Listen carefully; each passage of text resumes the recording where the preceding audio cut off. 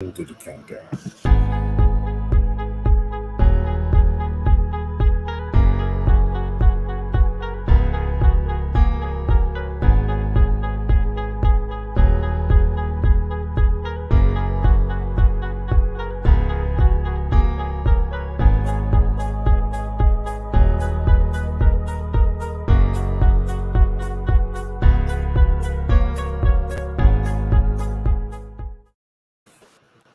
Yo, yo, yo, yo, yo. What up to the Swoosh Who's podcast? This is episode 11.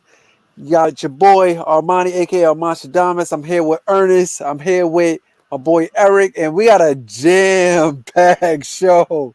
We got a jam-packed show, yo. Yep. A lot of before we went on air, a lot of stuff just been happening like in the last 5 minutes. You know, just so much to talk about. So much has just happened in the NBA in like the past week. So, with the whole COVID thing, trade talks, player signings, players coming back, like there's a lot of stuff going on right now. Yeah, man. Yeah, man.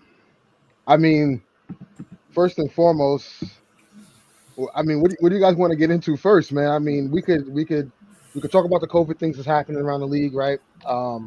We could talk about we also talk about the December 15th just passed, so we're in trade season now.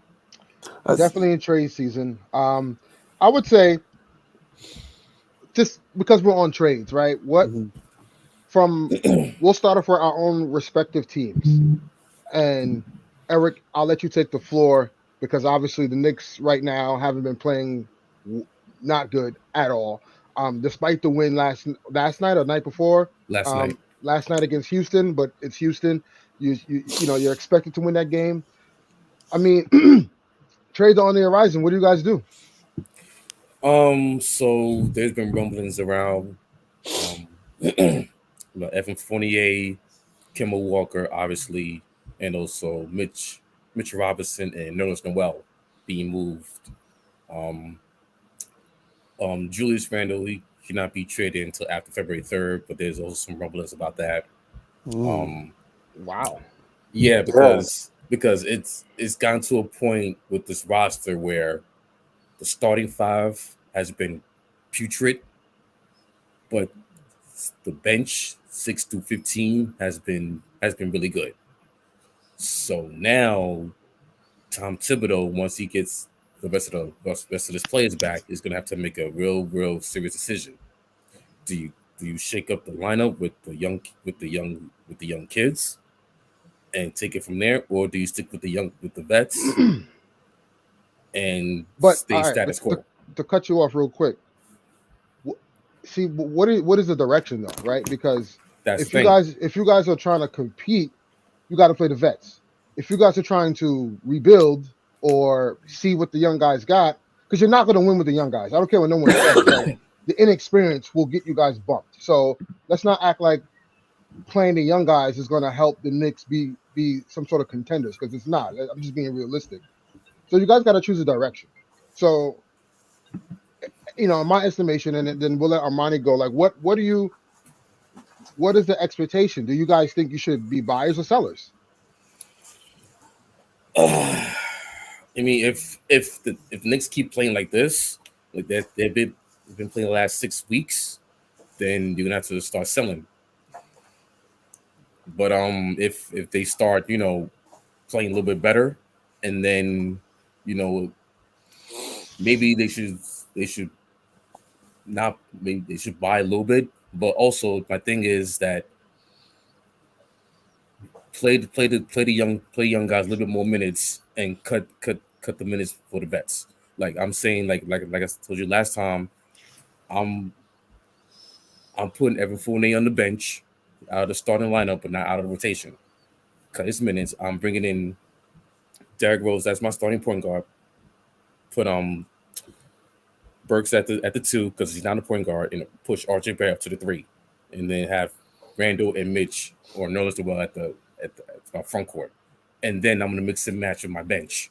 Like play the young guys more minutes because they're giving out the energy, they're giving them more effort, and it's gonna have to force the veterans to play play better or not have their spots guaranteed? And Armando, you could take it after this.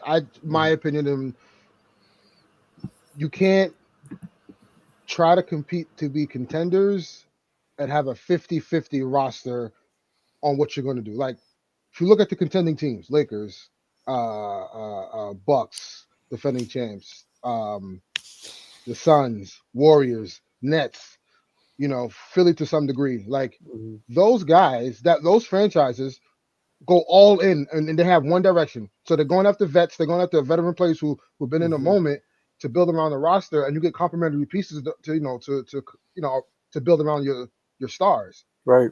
I don't know what the Knicks are doing. Like, you're saying cut the vets, play some of the young guys, but like at some point that inexperience is going to get you bad losses because that's the nature of of adolescence. They're growing up in the game. So I don't know. It's a peculiar situation with the Knicks, and I'm not sure what the Knicks are doing. I don't know.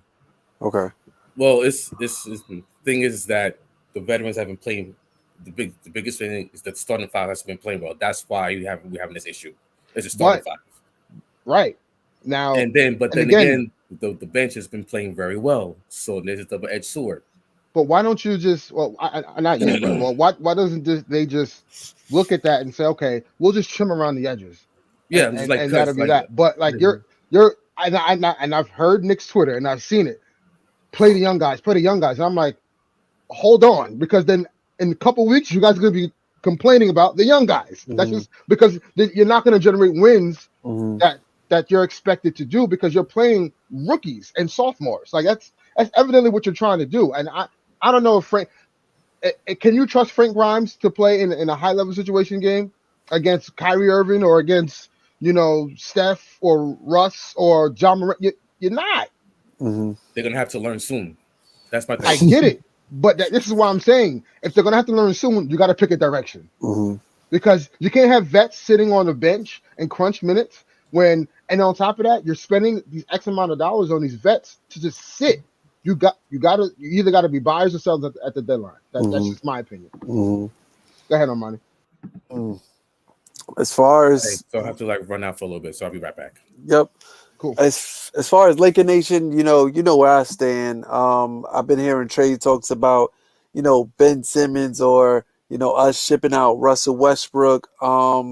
Those been like the two key names that I've been seeing. Also, Jeremy Grant. We spoke on the show about Jeremy Grant the past couple of days, and also THT as well too. THT name has come up in a lot of teams. A lot of teams like him though. Yeah, a lot of teams. And after thinking about it, it's even hearing word that Trevor Ariza might be back. Trevor Ariza doesn't really solve the answer for us.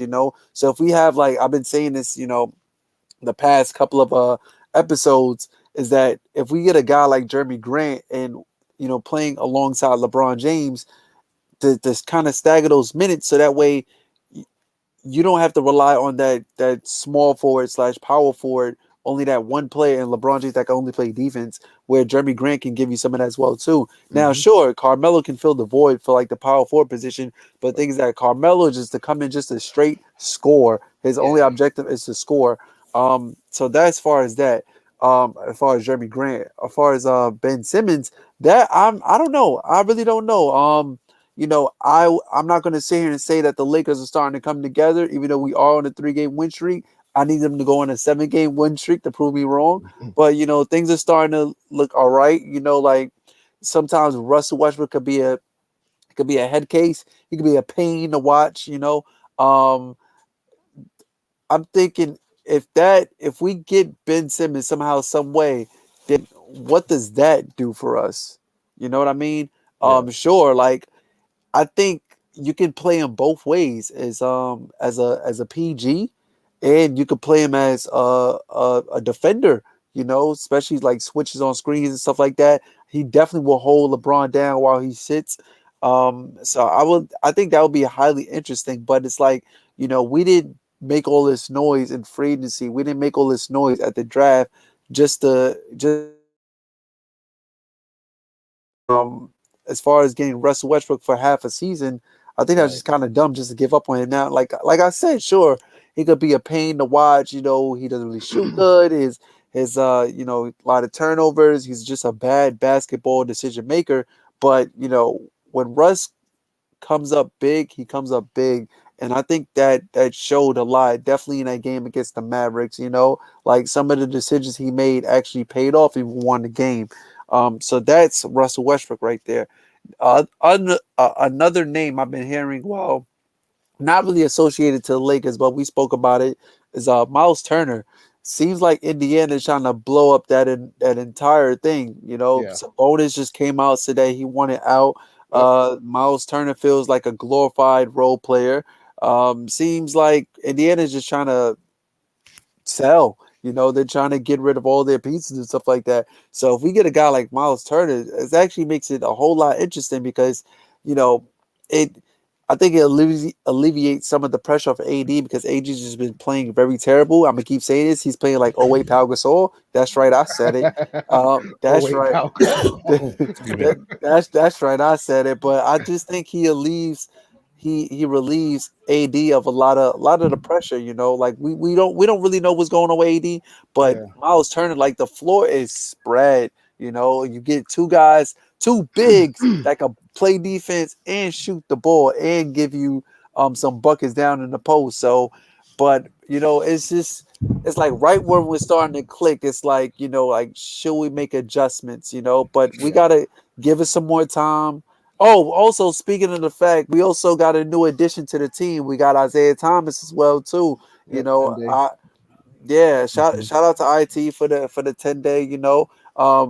Definitely could give us good backcourt minutes, especially if he plays. But we all know IT is a defensive liability, so IT's been on social media like I hate to use the word beg, but he's just been like NBA, give me a contract. He felt like the NBA has gave up on him. So hopefully he can show us something in these next 10 games, especially when players are dropping left and right from COVID protocol. So that's where I stand. I mean, excuse me.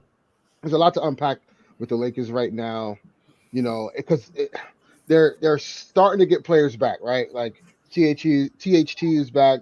Austin Reeves was out with a hamstring for some time. Wayne Ellington is now back in the fold, and then Trevor Ariza, they announced today that he's questionable to play. So, and then Kendrick Nunn, we expect him to come back next month. So, it's a part of me wants to sit and wait, right, to see how the actual core pans out.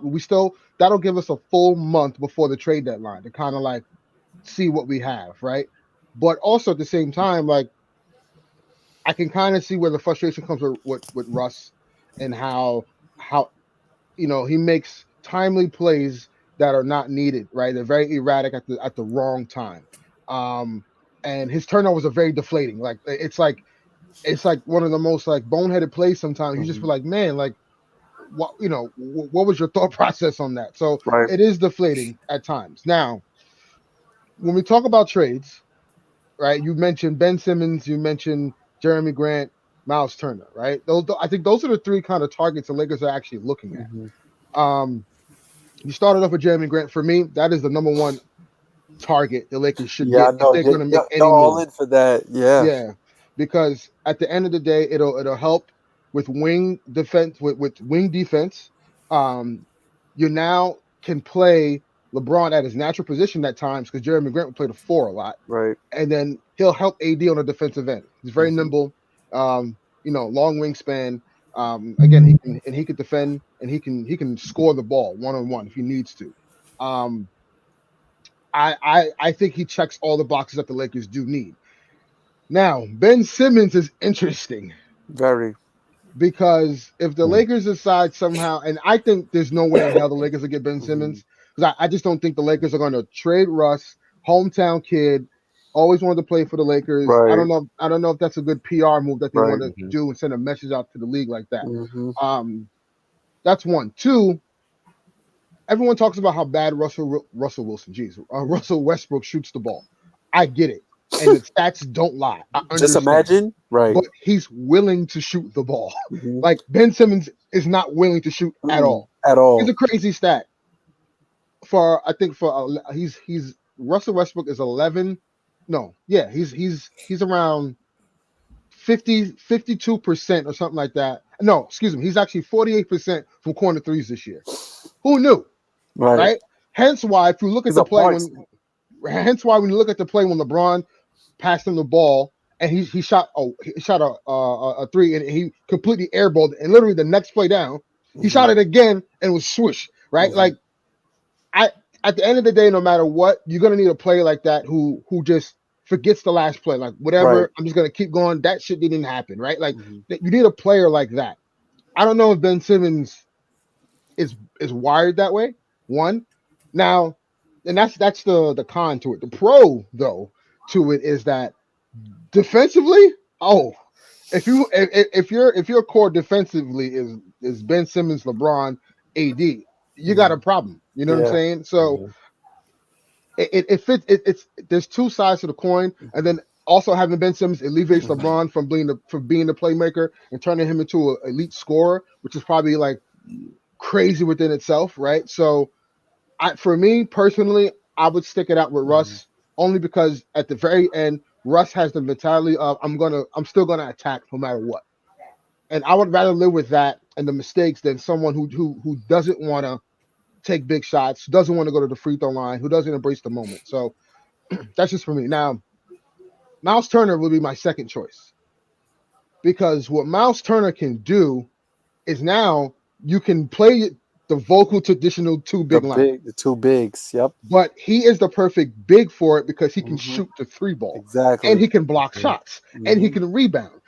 It helps AD be the back end of the defense, which he's comfortable in doing, in which he almost became defensive player of the year 2 years ago because they were playing the two big lineup, and AD was able to backload the defense, so he was blocking everything, rebounding. You know, he altered shots. So I think choice one is Jeremy Grant. And now let's keep in mind he did have a thumb surgery. It was successful today. He'll be evaluated in 6 weeks, so we'll see. We got a full month and a half before the trade deadline. So maybe he's out just in time before the trade deadline. And if the Lakers continue to kind of like struggle on and off, they're, sub 500 team, and they say, you know what, THT, Nunn, and whoever else, we got to get him. Then you got to do what you got to do. But I would in this tier, I would go after Jeremy Grant first. Contingent on the thumb. If the Lakers don't want to wait and the Miles Turner, is hot on the market, then you got to do what you got to do. So that's just my opinion for the Lakers. Now, I mean, Eric, I don't know if you have anything you want to talk about with the Lakers, but I listen. I know you got a lot going on in the Garden. I know there's a lot happening in there. Well, my thing is like, I know it's still early, but we're pushing Christmas, and that's where the watermark of the NBA season really starts. Yeah. So. And this wouldn't be an issue if the starters will be playing much better. That's all I'm saying. The starters be playing much better, then we wouldn't be having this issue. But now something's got to give, and the bench and the young guys are providing more energy and more spark than the starters. That's the reality, and that's the facts. Yeah, you're right. And there's other teams out there who are looking to trade some people. Obviously the Kings want to offload, Buddy Hield and Marvin Bagley, as I predicted at the beginning of the year. We also have, as you said, Armani, the Pacers. They want to blow it up. The Nets even talked about entertaining trades for Kyrie. Now that he's back part-time, he'll be playing road games. We'll see how that chemistry pans out. That's hilarious. I mean, KD right now is the MVP. I know this has been phenomenal, but KD has been other worlds for real. So we'll see that. They're also talking about. I read a report about them possibly entertaining calls on Joe Harris. He's a defensive liability, but he's a sharpshooter from three. I would love for the Lakers to kind of get their hands on him. Also, he has ankle surgery, so he's out for 8 weeks. Yeah. So I mean, listen, we got to see what happens. But again, it's going to be a really, really crazy season, and obviously with the COVID protocols, as we segue to this topic, it's been nuts, man. It's like it's like free agency like notifications with Woj and Shams. Like literally Right. every hour, there's about 3 to 4 players, either in or out of the lineup due to health and safety. So here's a list, right? And it's a long list, but I have a list of every player that's been out, that is currently out.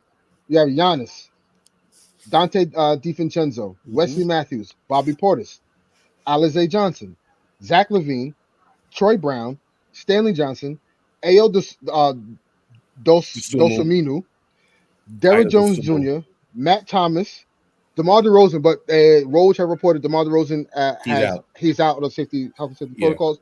Isaiah Okoro, Serge Ibaka, Martin Celeb, R.J. Hampton, Terrence Ross, Mo Wagner, Bo, Michael Porter Jr. plus the injury, Austin Rivers, Al Horford, Jabari Parker, Grant Williams, Jordan Poole, Westbrook, but now he's back in, Avery Bradley, Taylor Horton-Tucker, Dwight Howard, Malik Monk, Kendrick Nunn, Anthony Edwards, Taurean Prince, John Morant plus the injury, Marvin Bagley, Terrence Davis, De'Aaron Fox, Lewis King, Alex Len, oh my God, Javon Carter, James Harden, LaMarcus Aldridge, Bruce Brown, James Johnson, DeAndre Bembry, Paul Millsap, Ish Smith, Isaiah Quickly, Kevin Knox, Quentin Grimes, RJ Barrett, Obi Toppin, Joyce Niang, and Precious Achua. That is insane. And Kyle Kuzma. Right, and now Kyle Kuzma. Man. Yo. I mean, this is nuts, man, for real. Yeah. And in the span of a week, like, we look back last week and we was like, all right, a couple plays here and there, everybody gonna come back, because the Bulls was going down left and right. Yeah. At one point the Bulls had 9 players in protocol, and we just like, whoa, like, all right, we taking it lightly. Next thing you know, like you said, like players are dropping left and right. We getting phone alerts like free to see news, like Woj and Shams is announcing it like the draft. Like plays are going down left and right, and it's almost at this point where it'd be the Lakers G League versus the Nets G League. Like that's what it looks like. Like it's looking like a G League Christmas right now because so many players are about to get a call up.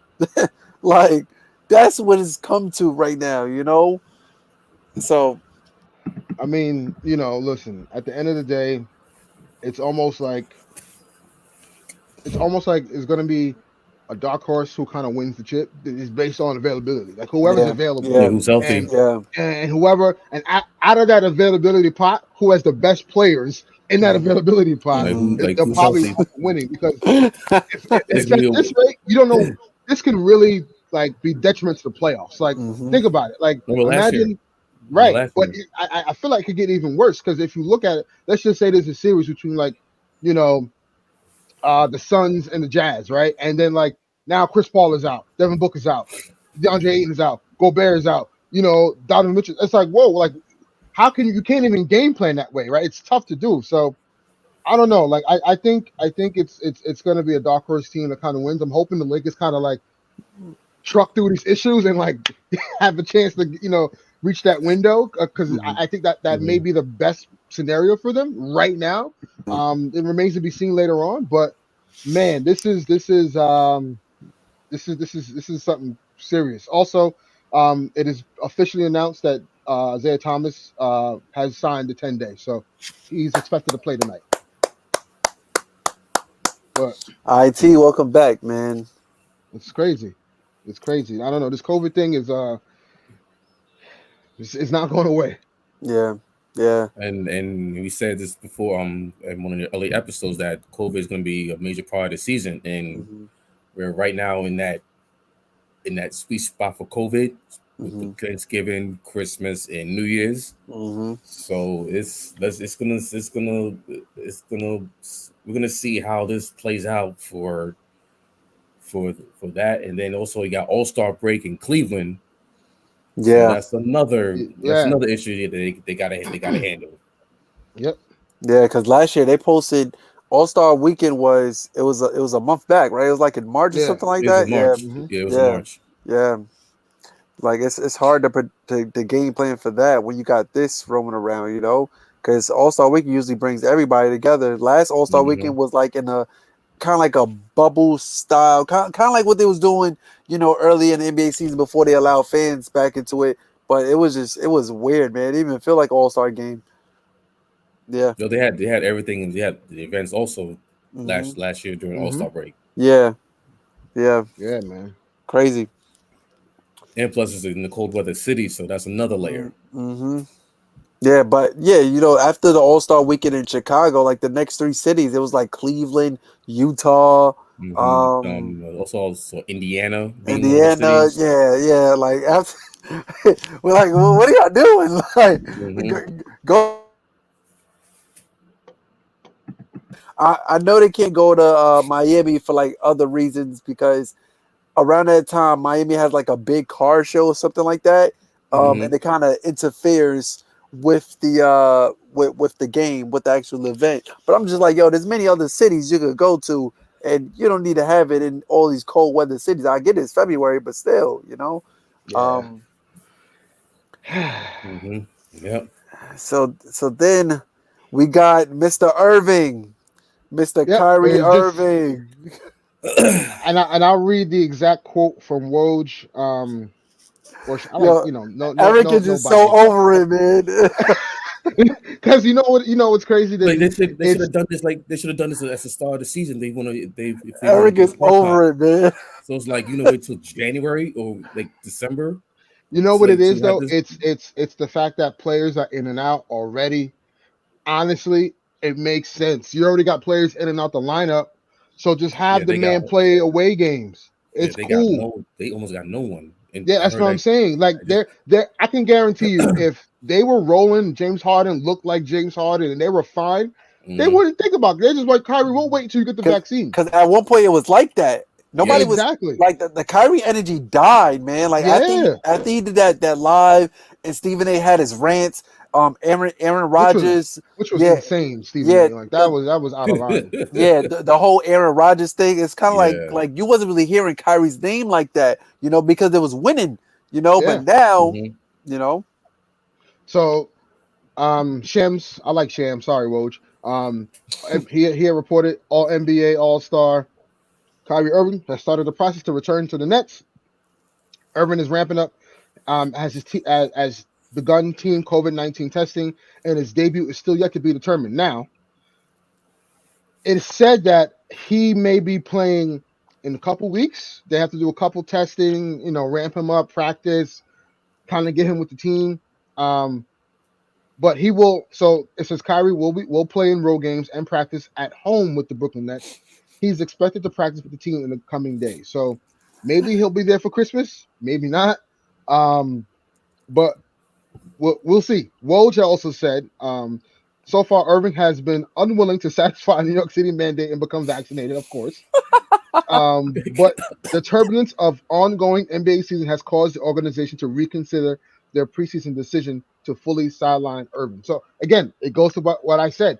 They have players in and out. They just like, we need bodies at this point. And if we can get an all-star caliber player just to play away games, fine. Now the caveat is, if he goes into health and safety protocols, I think he's out for 14 days. So yeah, you can it's a risk. kind of miss. It's a risk, but at the end of the day, you don't really lose anything. I think it's a game at the end of the day. So shout out to Byrie, you know what I'm saying, for standing in solitude. All in all, man, it's good to see this man back on the court because as Stephen A would say, he is box office, right? So it's good to see Kyrie back on the court. And hey, listen, I hope he's on the court Christmas Day. So you know what I mean. We can handle the Nets, but it remains to be seen, though. It remains to be seen. Because I ain't gonna hold you. Every time we all follow a couple of Nets fans, and every time they take the L, they post that Mark Phillips video of him getting on the phone and calling Kyrie. So they need Kyrie back. They calling for Kyrie back. So yeah. Yep. Oh man. No. But all in all, man, It's going to be a crazy season. We still got, we don't know what's coming up next, as far as trades, but there are rumblings, and hopefully next week when we do our 11th episode, we can actually talk about episode 12. Yep, we can actually talk about. Yeah, sorry, our 12th episode. We can actually talk about the transactions that have occurred. So we'll see. We'll see. Because we're in that season now. We're in that season. Yeah, man. And I think me personally, I think a lot of teams are going to start moving players, even though you have 10 teams in each conference playing for a playoff style playing tournament. They see the opportunities of, okay, we can still get in to at least a playing tournament. So let's see if we can make our roster better, Yep. And even the Sacramento Kings are in it, and the Minnesota Timberwolves in it. So you never know, they can make moves and and see how they can climb up in the top 6 or the top 8 or the top 10. Yeah, the window for championship success, playoff push, it's just gotten wider for a lot of teams, especially with this especially since all of this been taking place. Even though we started off the season with like a bunch of injuries, especially in the Western Conference with the Klay Thompsons, Jamal Murray, and Kawhi Leonard. There was a lot of it was kind of like free reign in the Western Conference. But now with all of this, the COVID protocols, it's not just the Western Conference; it's the entire league at this point. Yep. And I think even if you're like outside the playing tournament, there's still a chance that you can make some moves and still move up. Because if you look at the Washington Wizards, they started like what 50, they was hot 8, and then now they're at 500, 15. Yeah. So I mean, this is still a long season. We all knew that was going to happen. Like everybody was like, "Oh, the Wizards this, the Wizards that." Like it was just a hot start, and they came back down to earth. Kyle Kuzma's over here hitting clutch threes, and like he's the man. But we all know you're not that guy, pal. So they all came back down to earth. But the Cavaliers are still winning games. Yeah. Darius Garland's looking pretty good. Isaac Pearl. Yeah, Evan Mobley, that's your guy. That's my guy for Rookie of the Year. Yeah, and he should win it. I think it's a tight race between him and Scotty Barnes, but right now I think Mobley got it right now. Yeah, because it's just the way that him and Jared Allen plays defense in that front court. Yeah, it's way different than way different than any other big man tandem in the league, because they're young, they're athletic, and they can switch off every position on the floor. Yep. Well, so it is 5:44. Do you have anything else that y'all want to discuss before we head out? No, man. Tonight, we got Lakers and Timberwolves. The last time we played them, we got shellacked. So we all won. Yeah, we all won. Anthony Edwards unfortunately won't be playing tonight. No Malik Monk, no Dwight, no THT, no Avery Bradley. We got Russ back. Maybe with sighting of Trevor Ariza, and that means Bazemore gets more minutes. Oh my God! Honestly, with IT actually playing, I hope we don't play Bazemore. I don't think we should, but whatever. We'll see, and we'll see you guys next week. Also, again, shout out to Steph Curry. Oh yeah, man! Shout out to Steph Curry for cracking the record. He is now the all-time leader in three-pointers made. So big shout out. No one will ever shatter that record again. He's gonna. I can definitively say when it's all said and done, by the time he retires, he'll probably have over 4,000 threes made. I'm thinking 5,000. Whoa. Yeah, easy. He shoots with so much volume. So yeah. And think about it. We haven't even gotten to the point of his career where he's like the Ray Allen on the Heat. Or the Celtics just spot us and shoot. Yeah. Like, my God, you know what I'm saying? So Yeah, he's gonna have some longevity with that. What I found funny, I didn't watch the clip, but I just seen the quotes. Stephen A. He said that the New York Knicks should be, Eric, I don't you know want to where I'm hear going from with this. him. I don't want to hear from him. He was just like, the New York Knicks should be ashamed of themselves, because like 99% of good things that happen for the Knicks is by another team's doing. Yeah, I So, don't want to hear from him. He wasn't saying all that last year, so why are you saying that now? Knicks Right? stand up, Knicks stand up. Yeah, he's still all that. New York stand up. He does not. Oh, by the way, he does not represent the fan base. So let's put it out there. He does not represent the fan base. Yeah, and it's crazy because he's like, I don't want to hear that bing bong. It's called We Here. I'm like, all right, bro, whatever. But you got Kobe dropping 60, was it 61 at the Garden. Well, okay, Braun so had 60, I think 60. It was. Mike had a double nickel. Reggie Miller, Trae Young, Curry had his coming out party at the Garden. So it's all of these things that happen at the Garden, but not in favor of the Knicks. But go ahead, Eric. He doesn't mention about the 62 by Melo at the Garden. Yeah. So where's that? Yeah. So come on, man. Yeah. You do not represent the Knicks fan base. Okay, so stop it. Cut it out.